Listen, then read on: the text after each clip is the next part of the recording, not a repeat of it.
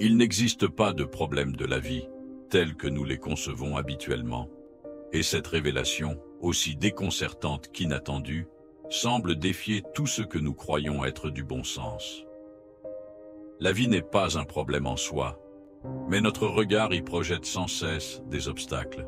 Nous vivons comme si l'existence était une énigme à résoudre, une lutte incessante contre un problème fondamental. Pour certains, c'est la question ultime. Pourquoi l'univers existe-t-il?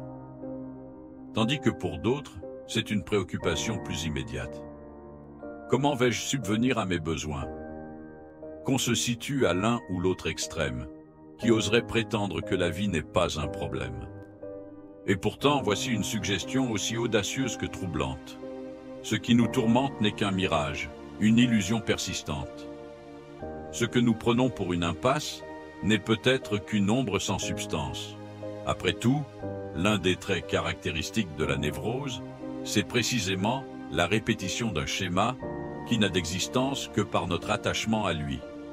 La personnalité névrotique répète inlassablement les mêmes schémas infructueux, comme prisonnière d'un engrenage invisible dont rien ne semble pouvoir la libérer. Le cycle perpétuel de la naissance et de la mort, cette existence que nous vivons par habitude, n'est qu'un cercle vicieux, car nous nous acharnons à résoudre des problèmes qui ne sont pas seulement insaisissables, mais qui, en réalité, n'existent pas. Ce ne sont que des illusions prenant la forme de dilemmes, des mirages auxquels nous accordons une importance qu'ils ne méritent pas. Ainsi, lorsque nous nous attaquons à des questions insolubles, nous tournons en rond, piégés dans une boucle sans issue. Prenez par exemple certains des nombreux fantômes qui hantent nos esprits. Nous parlons souvent d'un instinct de survie et à travers lui, nous réduisons le problème de la vie à une seule obsession. Comment vais-je survivre? Curieusement, on pourrait hésiter à libérer quelqu'un de cette angoisse, de peur qu'il ne perde l'élan nécessaire pour avancer, pour continuer à faire son travail. Mais cet élan lui-même, n'est-il pas un autre fantôme? Une illusion parmi tant d'autres, entretenue par la peur et le conditionnement? Nous avons l'illusion d'être poussés par des forces invisibles, persuadés que nos actions sont dictées par des mécanismes mystérieux tapis derrière notre volonté. Pourtant, l'essentiel n'est pas de chercher ces causes insaisissables, mais simplement d'observer ce qui est, de décrire avec lucidité ce qui se passe réellement. Et si nous le faisons avec assez de clarté et de précision, nous pourrions bien nous apercevoir que le fantôme de l'instinct s'est évanoui. Lorsqu'on parle d'un instinct de survie, que signifie-t-on réellement? Quelle preuve avons-nous de son existence? En vérité, il n'y en a aucune si ce n'est le simple fait que les gens survivent, jusqu'à ce qu'ils ne survivent plus. Et c'est là tout le paradoxe. Si cet instinct est censé être une force irrépressible, que devient-il lorsque la survie s'arrête? Disparaît-il avec l'individu, ou n'a-t-il jamais existé autrement que comme une idée, un concept vide que nous prenons pour une réalité? Ainsi, lorsque nous tentons d'expliquer un comportement ou une activité en supposant l'existence d'une force cachée, d'un moteur invisible derrière chaque action, ce que nous faisons réellement, c'est masquer notre propre manque de clarté. Si nous décrivions avec suffisamment de précision ce qui se passe, nous verrions qu'aucun spectre n'est nécessaire pour justifier le mouvement. Ce même phénomène se retrouve dans notre façon d'appréhender la réalité.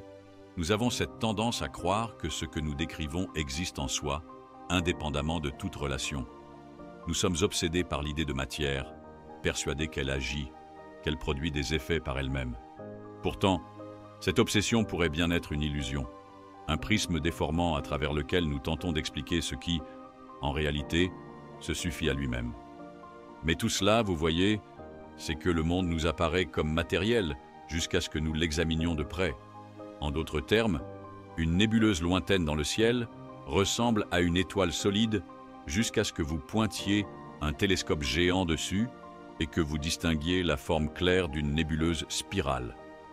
En d'autres termes, le concept de matière est une sensation que nous éprouvons lorsque nous n'avons pas examiné les choses d'assez près ou lorsque nos instruments ne sont pas assez fins pour pénétrer ce que nous observons. Mais lorsque les instruments sont assez fins, ce que nous obtenons à la place, c'est une structure. Et la structure est simplement une forme de comportement, d'activité. Considérez ceci d'une autre manière. Revenons à l'organisme humain et posons la question. Qu'en est-il de sa forme? Comment se fait-il qu'un organisme humain soit contenu, que tous les organes soient maintenus par la peau? Nous décrirons bien sûr la structure de la peau et la façon dont elle tient ensemble, mais nous découvrirons bientôt que nous parlons aussi de l'air environnant qui exerce une pression sur la peau humaine d'environ 7 kg par centimètre carré, de sorte que, s'il n'était pas là, nous exploserions. Alors la question se pose, vous savez, qu'est-ce qui maintient l'organisme en forme? Et nous découvrons que ce ne sont pas seulement les événements à l'intérieur de la peau qui le maintiennent en forme, mais aussi ce qui se passe à l'extérieur de la peau. Et lorsque nous continuons à décrire cela encore plus attentivement, nous découvrons qu'il n'est pas tout à fait exact de dire que c'est l'air qui fait ceci ou cela, ou que c'est l'organisme qui fait ceci. Nous commençons à décrire à la place ce que Dewey et Bentley, dans leur livre très fascinant « Knowing and the Known », appellent une transaction. C'est-à-dire qu'un acheteur ne peut pas acheter à moins que quelqu'un ne vende aussi. Vous ne pouvez rien savoir à moins qu'il n'y ait quelque chose à savoir. Et ce fait, vous voyez, est constamment négligé, que toute chose dans le monde, qu'elle soit inanimée ou animée, quelle qu'elle soit, est là en vertu d'une relation transactionnelle, non pas avec quelque chose d'autre, mais avec tout le reste. Un être humain, bien sûr, a énormément de relations. Elles sont très compliquées. Une personne que nous appelons un médecin n'est pas seulement liée à son travail actuel de médecin, mais il peut aussi être un père lié à une famille, c'est un citoyen lié à une communauté d'une autre manière qu'en tant que médecin, et ainsi de suite. Et ainsi, nous commençons à l'imaginer, pour ainsi dire, séparé de ces relations, comme une sorte de constante traversant toutes ces différentes relations et, par conséquent, d'une certaine manière différent de toutes ces relations. Mais cela, vous voyez, crée un fantôme. Cela crée un être indépendant de toutes les différentes relations dans lesquelles il se trouve, alors qu'à proprement parler, il est inséparable de ces relations, et nous ne pouvons pas les éliminer. Nous ne pouvons que le décrire pleinement comme l'ensemble complexe. De sorte qu'en d'autres termes, chaque organisme pourrait être appelé le comportement du champ ou de l'environnement dans lequel il se trouve. Cela ne signifie pas que l'organisme est quelque chose qui est ballotté par l'environnement et qui est complètement passif et inerte et que tout ce qu'il fait est simplement une réponse à un stimulus extérieur. Car d'une certaine manière, l'organisme fait partie de son environnement après tout. C'est un objet, un processus dans la nature, dans le cosmos, tout autant que tout ce qui se trouve dans son environnement. Il n'y a vraiment aucun moyen de séparer les deux. Au lieu de parler, pour ainsi dire, dans cette terminologie d'acteurs et de victimes, d'agresseurs et de victimes, nous simplifions considérablement les choses en nous limitant simplement à une description de ce qui se passe. Et ce faisant, nous obtenons une image particulièrement clarifiée du monde sans toutes sortes de fantômes. Et c'est de cette façon que nous commençons aussi à pouvoir avoir une sorte d'intuition préliminaire ou de sensation de la signification du fait que la vie n'est pas un problème. En d'autres termes, pas un concours entre nous-mêmes et notre environnement. Cette conception de la vie s'avère fondamentalement fausse.